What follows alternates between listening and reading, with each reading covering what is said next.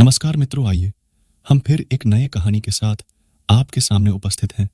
मित्रों, इस कहानी को पूरा जरूर सुने और चैनल को सब्सक्राइब कर दे। मौन सबसे अच्छा उत्तर है ऐसे व्यक्ति के लिए जो आपके शब्दों को महत्व नहीं देता। नर्क जाने के 3 द्वार हैं: काम, क्रोध और लोभ। कर्म करो और फल की इच्छा मत करो। समय कभी किसी के लिए नहीं रुकता। व्यक्ति जो भी चाहे वह बन सकता है यदि वह विश्वास के साथ इच्छित वस्तु पर लगातार चिंतन करें। मन की हलचल, होश, सांस और भावनाओं के माध्यम से भगवान की शक्ति सदैव तुम्हारे साथ है। शांत रहने से सभी दुखों का अंत हो जाता है और शांत मन मनुष्य की बुद्धि को शीघ्र ही स्थिर करने में और परमात्मा से मिलन करने में सहायता करती है।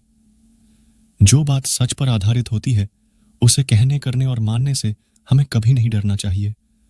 प्रेम सदा ही माफी मांगना पसंद करता है और अहंकार सदा ही माफी सुनना पसंद करता है। एक बार किसी को माफ करके अच्छे बन जाओ, लेकिन दोबारा उसी इंसान पर कभी भरोसा करके बेवकूफ ना बनो।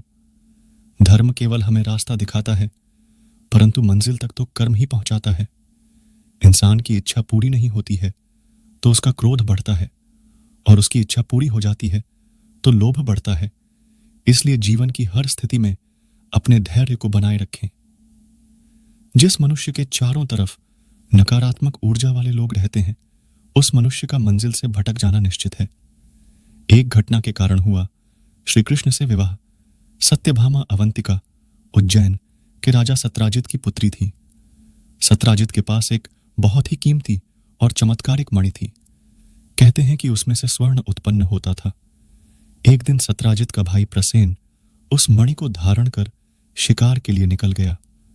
बहुत काल तक नहीं लौटने पर सत्राजित को लगा कि श्री कृष्ण ने उसे मारकर मणि चुरा ली है। जब इसकी चर्चा आम होने लगी तो श्री कृष्ण को बहुत बुरा लगा कि लोग उन्हें चोर समझ रहे हैं। ऐसे में वे प्रसेन को ढूंढने स्वयं जंगल गए। जंगल में उन्होंने प्रसेन और उसके घोड़े को मरा हुआ पाया। उन्होंने बाद में खोजा तो पता चला कि यह मणि एक रीछ के पास है। वह कोई और नहीं, राम भक्त जामवंत थे। उन्होंने उनके साथ युद्ध किया। जब जामवंत हारने लगे तो उन्होंने प्रभु श्री राम को पुकारा। श्री कृष्ण को तब राम रूप में प्रकट होना पड़ा। यह देख जामवंत की आंखों से आंसू निकल पड़े।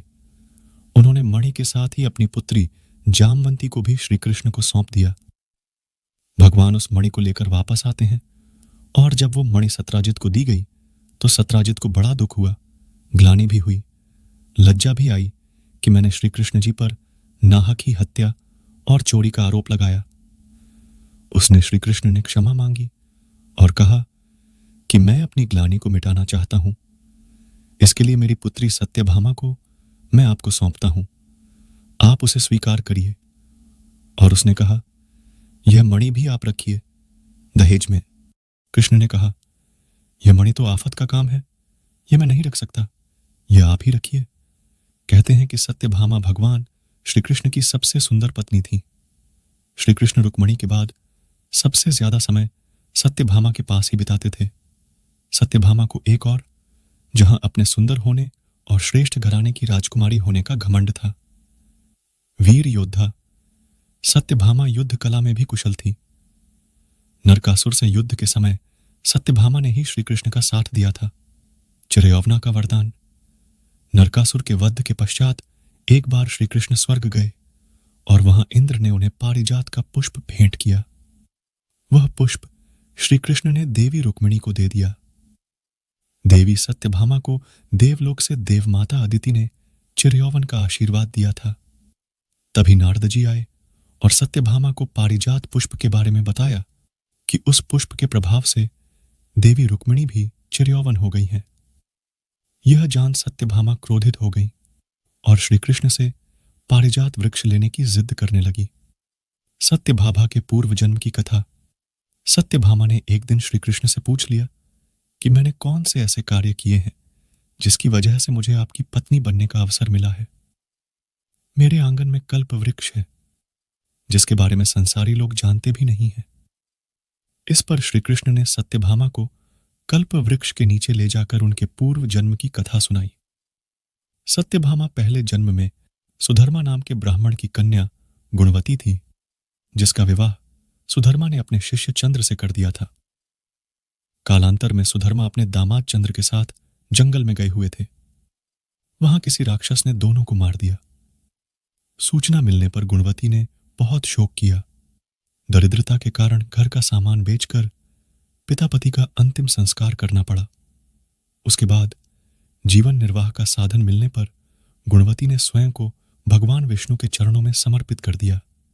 कार्तिक मास आने पर गुणवती ने नियम पूर्वक व्रत पूजन आरंभ किया। इस बीच गुणवती को कठिन ज्वर हो गया। स्वास्थ्य ठीक होने के बावजूद गुणवती ने पूजन अर्चन नहीं छोड़ा और गंगा में स्नान करते समय प्राण पखेरु उड़ गए। श्री कृष्ण ने बताया कि इसी पुण्य के फल से सत्यभामा को पटरानी बनने का सौभाग्य मिला है। सत्यभामा की मृत्यु मौसूल युद्ध के कारण जब श्री कृष्ण के कुल के अधिकांश लोग मारे गए तो श्री कृष्ण ने प्रभास क्षेत्र में एक वृक्ष के नीचे विश्राम किया। वहीं पर उनको एक भील ने भूलवश तीर मार दिया जो कि उनके पैरों में जाकर लगा। इसी को बहाना बनाकर श्री कृष्ण ने देह को त्याग दिया। बलराम भी समुद्र में जाकर समाधि ले लेते हैं। जब अर्जुन के पास यह समाचार पहुंचता है तो वे द्वारिका पहुंचते हैं।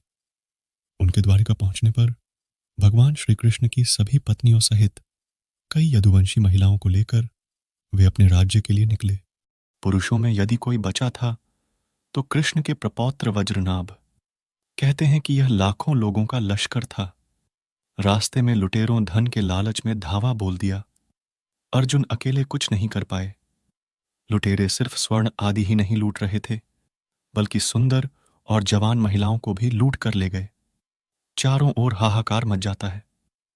जैसे तैसे अर्जुन यदुवंश की बची हुई स्त्रियों व बच्चों को लेकर इंद्रप्रस्थ पहुंचते हैं जिसमें श्री कृष्ण की पत्नियां भी थीं। यहां आकर अर्जुन भगवान श्री कृष्ण के प्रपौत्र वज्र को इंद्रप्रस्थ का राजा बना देते हैं। इसके बाद श्री कृष्ण की पत्नियों ने अग्नि में कूदकर जान दे दी और कुछ तपस्या करने वन चली गई। मित्रों, कैसा लगा आपको हमारा यह वीडियो? अच्छा लगा हो हमें जरूर बताएं और अपने दोस्तों के साथ भी शेयर करें। हम आपको बहुमूल्य जानकारियां उपलब्ध कराने के लिए समर्पित हैं। हम अपने इस कार्य में उनके समर्थन और सुझाव की अपेक्षा करते हैं ताकि हमारा यह प्रयास और बेहतर हो सके। मित्रों, आज बस इतना ही। मिलते हैं फिर एक नई वीडियो के साथ। तब तक के लिए धन्यवाद। जय श्री कृष्ण।